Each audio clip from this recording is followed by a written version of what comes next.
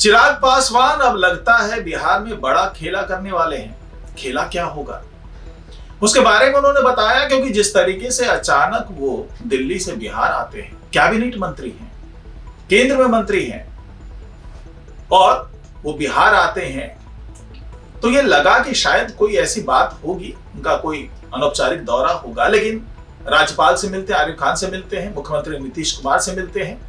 हालांकि बाहर आने के बाद तो कहते हैं कि सब कुछ शिष्टाचार मुलाकात थी, लेकिन उसके पीछे का सच क्या था कुछ हद तक मीडिया के सामने आया। और कुछ ऐसी बातें हैं जो पर्दे के पीछे जो चल रही है, लेकिन राजनीतिक गलियारे में जो चर्चा है वो यही है कि कुछ ना कुछ तो करने वाले हैं चिराग पासवान। तो आखिरकार क्या करना चाहते हैं, इसके बारे में चर्चा होगी आज के इस वीडियो में, तो इस वीडियो को आगे तक जरूर देखिएगा। नमस्कार, मैं हूं डॉक्टर सुरजीत सिंह और आप देख रहे हैं YBN बिहार झारखंड। अगर आपने अभी तक इसे सब्सक्राइब नहीं किया है, सब्सक्राइब कर लीजिए, शेयर कीजिएगा, जरूर कमेंट कीजिए। और मैं आपको बताऊं कि आखिरकार ये जो चिराग पासवान का मामला चल रहा है, उसको इतना तूल क्यों दिया जा रहा है। तूल इसलिए दिया जा रहा है क्योंकि जिस तरह से पिछले दिनों ये बात निकल करके सामने आई कि जो LJPR के कुछ संगठन से जुड़े हुए लोग थे वो पाला बदल रहे हैं, और वो भी ऐसे वक्त में जब LJPR बहुत मजबूत स्थिति में है, राज्य से लेकर के केंद्र तक में उसका दबदबा है, तूती बोल रही है।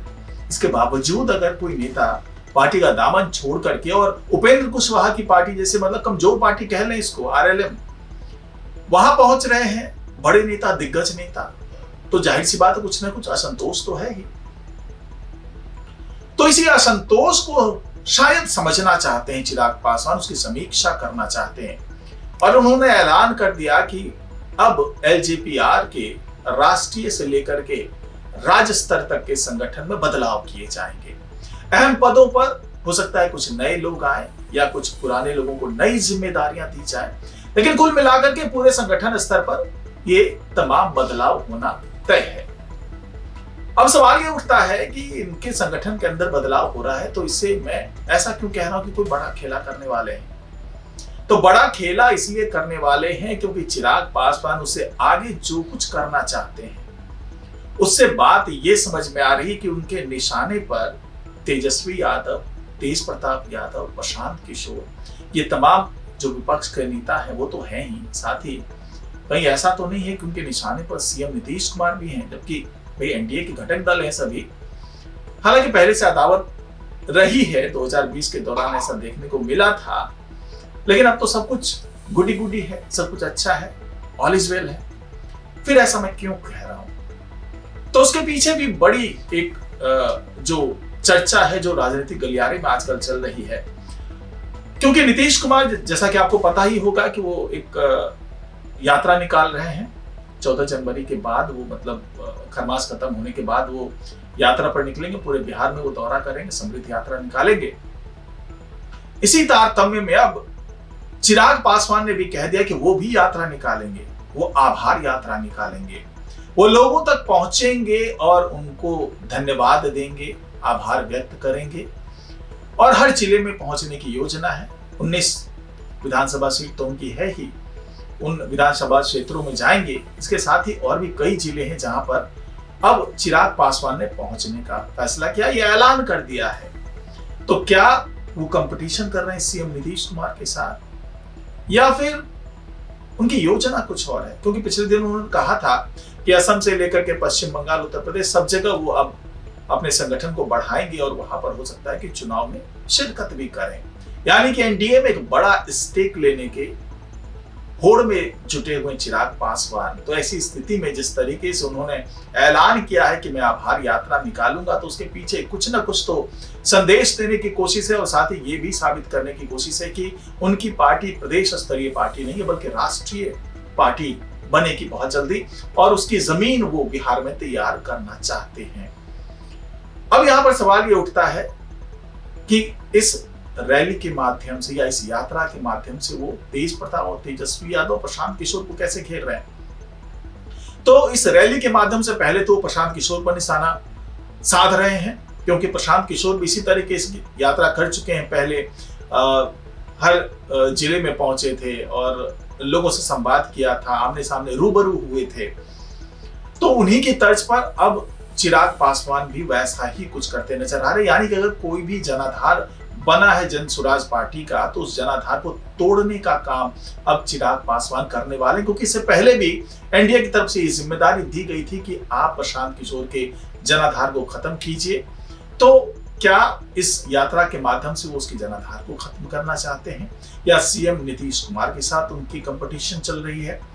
अब आते हैं जो दूसरा ऐलान है उनका। ऐलान ये किया कि भाई मैं 15 जनवरी को चूड़ा दही का भोज कराऊंगा। अब 14 जनवरी को तेज प्रताप यादव ने किया चूड़ा दही का भोज कराने का ऐलान। वहां पर कुछ राजनीतिक समीकरण साधे जाएंगे, कुछ हितों की बात होगी, हो सकता है कुछ नए समीकरण निकल करके सामने आए 14 तारीख को।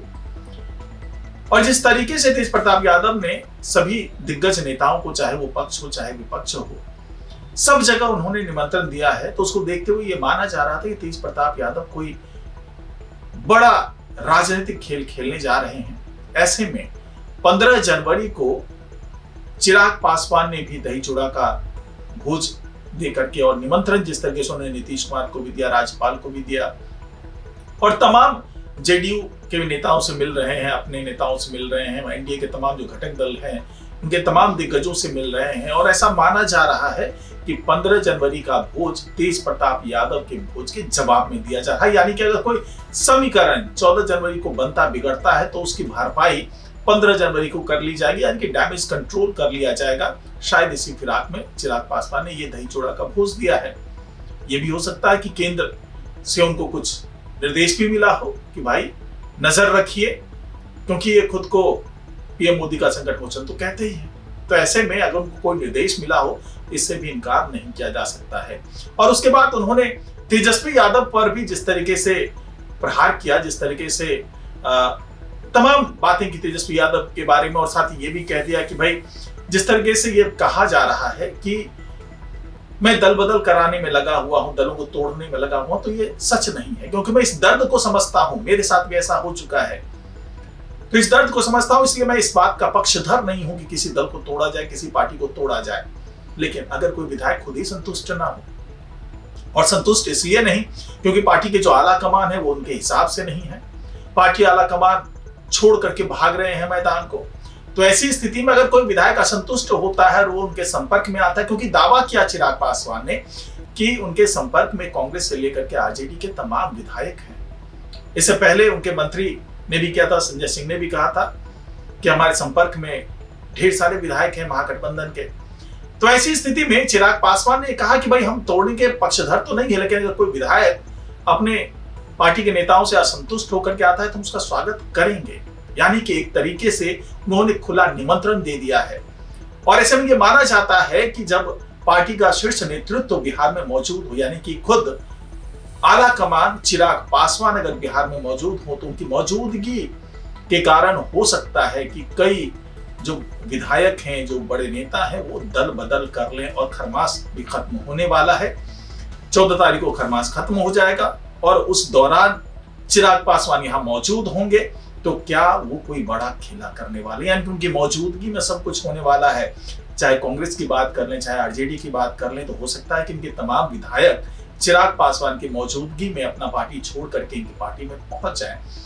तो चिराग पासवान के पटना में मौजूद होने का भी एक बड़ा अर्थ निकाला जा रहा है, एक मायने निकाला जा रहा है कि हो सकता है कि उनकी मौजूदगी आने वाले दिनों में बिहार की राजनीति को बदल दे, बिहार में एक कोई जो बड़ा राजनीतिक खेला है वो हो जाए।